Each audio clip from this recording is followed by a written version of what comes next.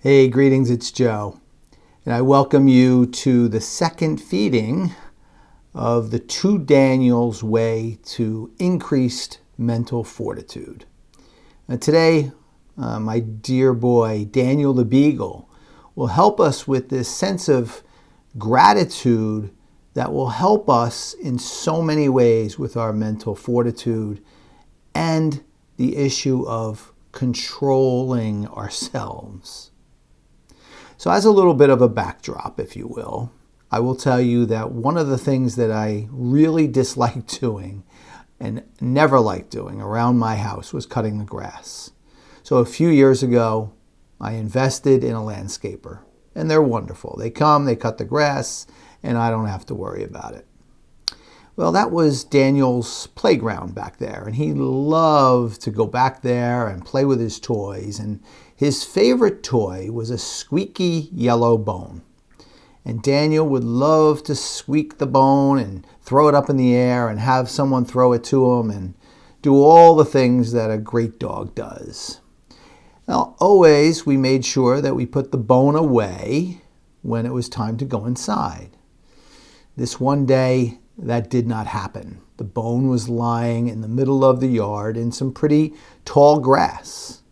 And along came the landscaper. And I think you know what happened next. They ran over his bone, chopped it into pieces, and it was pretty much destroyed. When I noticed that this had happened, I was distraught and angry. And I was losing control of my emotions because of it. I will admit, I have this very sensitive, loving spot for my dogs. And when I see something of theirs that was destroyed, it really hurt me. And I was really out of control, if you will. And then Daniel ran out there.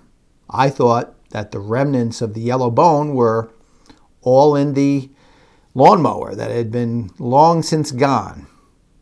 But see, one of them flew off into a bush, and it was maybe about a third of what was left of his yellow bone. Daniel found it. Daniel grabbed it, brought it to the middle of the yard, and acted like nothing had happened. This was not something that he loved that was compromised. It was still something he loved. And his emotions remained intact. His emotions remained the same in gratitude and playfulness and joy and everything about him. And he tossed this little part of the bone up in the air, just like he did when he had the entire bone. And to him, nothing had changed. The contrast is very telling, my friends. It's very telling in the sense that my emotions and my mental fortitude had been weakened by what had happened. And I lost some control. His didn't waver one bit. He was still thankful for what he had, enjoyed what he had, and his sense of control of his emotions and his life and in his attitude remained the same. We are capable of doing this. We just need to keep in mind Daniel's yellow bone and how it could teach us such a powerful lesson in this sense of control and how it can really work in a positive way for our mental fortitude, especially in a difficult and challenging time. Thank you to my dear boy, Daniel the Beagle. This is one of his many lessons. I know it helped me, and I know it will help you, especially in this second section of our time together. Thank you so much.